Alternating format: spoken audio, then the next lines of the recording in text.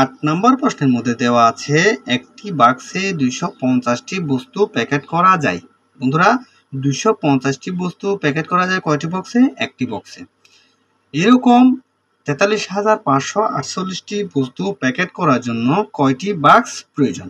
বন্ধুরা আমাদেরকে মূলত কয়টি বাক্স প্রয়োজন সেটা কি করতে হবে? সেটা নির্ণয় করতে হবে।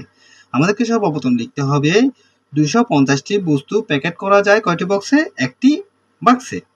এবং 43,548টি বস্তু প্যাকেট করা যায় কয়টি বক্সে? আমরা কি করব? 43,548কে 250 দ্বারা কি করে দেব? ভাগ করে দেব। তাহলে আমরা এখানে লিখব 250টি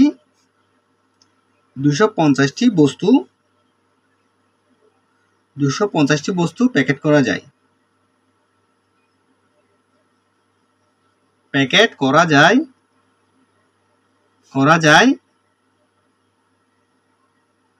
250টি বস্তু প্যাকেট করা যায় কয়টি বক্সে? একটি বাক্সে।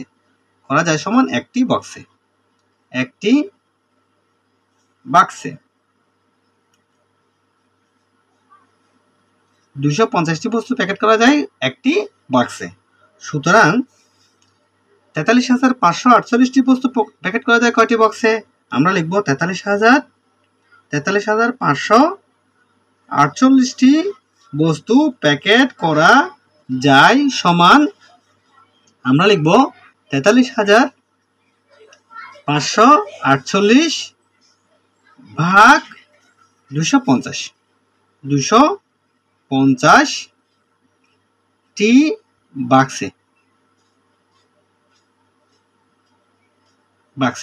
বন্ধুরা আমরা কি করব? 43,548কে 250 দ্বারা কি করে দেব? ভাগ করে দেব। তাহলে আমরা ভাগ করা শুরু করি। 250 ভাগ 43,548। বন্ধুরা এখানে দেখো, এখানে হচ্ছে তিনটা সংখ্যা 250। এখান থেকে যদি আমরা তিনটা সংখ্যা নিই তাহলে 400 কত হবে? 435 হবে। 435কে যদি 250 দ্বারা আমরা ভাগ করি কয়বার ভাগ যাবে? একবার ভাগ যাবে। একবার ভাগ দিলে 250 হবে।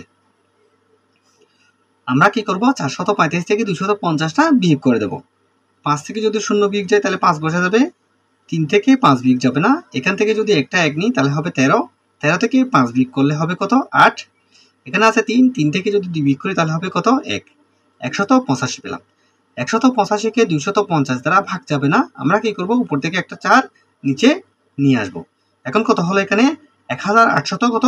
1854। 1854 আমরা প্রথমে 7 দ্বারা ভাগ দিয়ে দেখব। 7 দ্বারা ভাগ দিলে কত হবে? তাহলে 7 0 0 5 7 কত?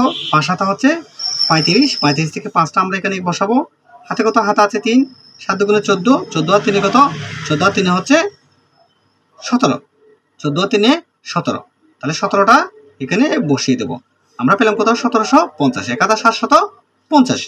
এখন আমরা 1854 থেকে 1750টা বিয়োগ করে দেব। 4 থেকে 0 বিয়োগ করলে কত হবে? 4 থেকে 0 বিয়োগ করলে 4 বসে যাবে।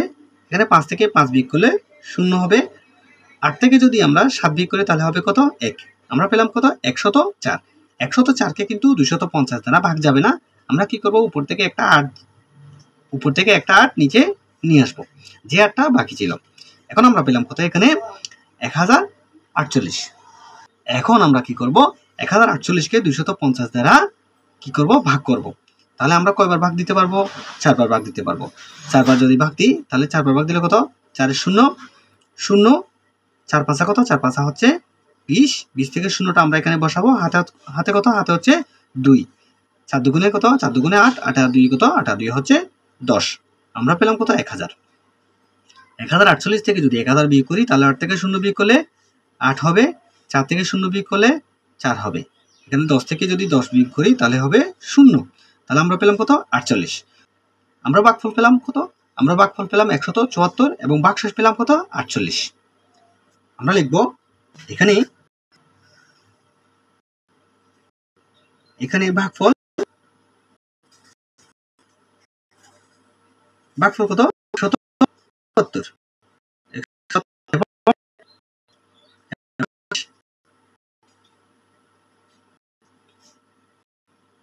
ভাগশেষ কত? ভাগশেষ হচ্ছে 48। ভাগশেষ হচ্ছে 48। আমরা লিখব এখানে অর্থাৎ 174টি বাক্সে 174টি বাক্সে প্যাকেট করার পরেও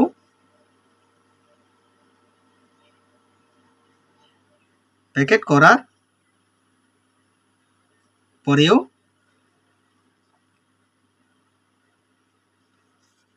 পরেও 48টি বাক্স 48টি বস্তু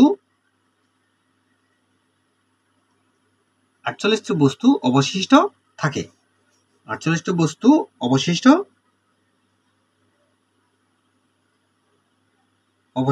থাকে।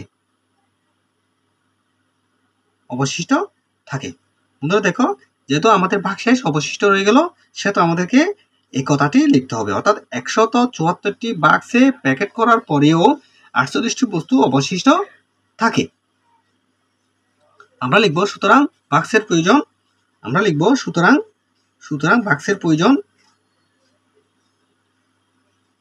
বাক্সের